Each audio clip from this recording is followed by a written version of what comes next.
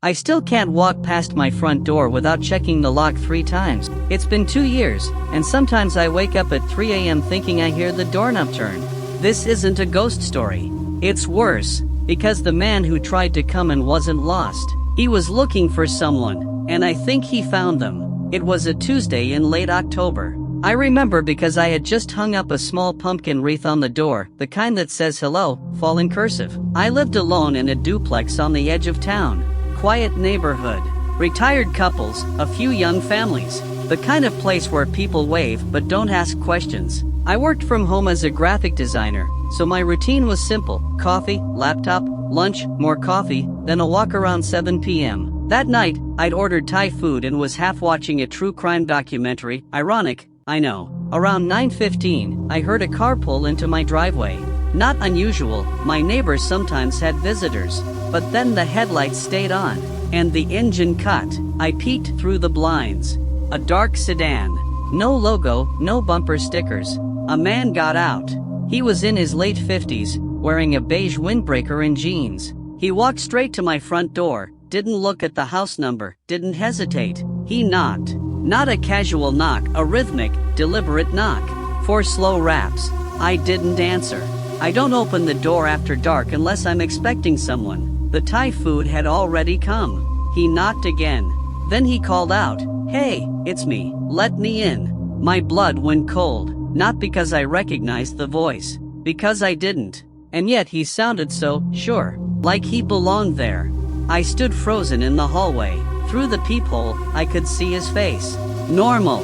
Friendly, almost. A little tired. He had a gray beard and glasses. He looked like someone's dad. He waited 10 seconds, then pulled out his phone and dialed. I heard him say, "Yeah, I'm at the house." She's not answering. The light's on, though. My heart was a fist pounding against my ribs. I didn't move. I didn't breathe. He hung up, knocked one more time, softer this time, and said, "Okay, I'll wait in the car. Hurry up." Then he walked back to the sedan, got in, and just sat there. Engine off, lights off. In my driveway. For 20 minutes. I called the non-emergency police line. They said they'd send a car. I stayed in the dark, watching him through a gap in the curtains. He didn't move, didn't look at his phone, just stared straight ahead at my front door. At 9:47, a police cruiser rolled up. The man didn't seem surprised. He got out, talked to the officer calmly, showed his ID. The officer came to my door. "Ma'am, he says he's here to pick up his daughter. He gave me your address and her name." I shook my head. "I don't have a daughter. I live alone." The officer looked at his notepad. "He says her name is Emily. Does that ring a bell?" No, I'd never known an Emily. The officer went back to the man. They talked for another few minutes. Then the man got back in his car and drove away. The officer told me he seemed confused. Said his daughter gave him this address. "He's not drunk, not on anything. We took his info. Call us if he comes back." I locked the deadbolt and slid the chain. I didn't sleep. The next morning, I Googled the name Emily and my city. Nothing. Then I searched the man's license plate. I'd memorized it. It came back to a different town, 40 miles away. No criminal record. I thought maybe it was a genuine mistake. A wrong address, a tired father. I almost let it go. But that night, around 10 p.m., I saw headlights again. Same sedan. Same man. This time he didn't knock. He walked straight to my backyard. I heard the gate squeak. I called 911 immediately. While I was on the phone, I saw him try the back door. It was locked.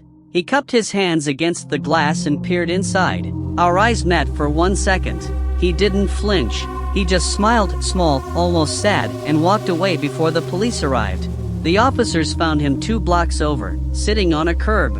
He told them the same story. My daughter Emily said to meet her there. But when they asked for Emily's phone number, he gave a disconnected line. When they asked for her last name, he said, "I don't remember." He was taken in for a mental health evaluation. I filed a restraining order. For 3 weeks, nothing happened. Then I got a letter. No return address. Postmarked from the same town as his license plate. Inside was a single sheet of paper. On it, handwritten in blue ink, Emily says you have her key. I'll come back when you're ready to give it. I don't have a key that isn't mine. I don't know any Emily. But last month, I found a small brass key taped to the inside of my mailbox. No note.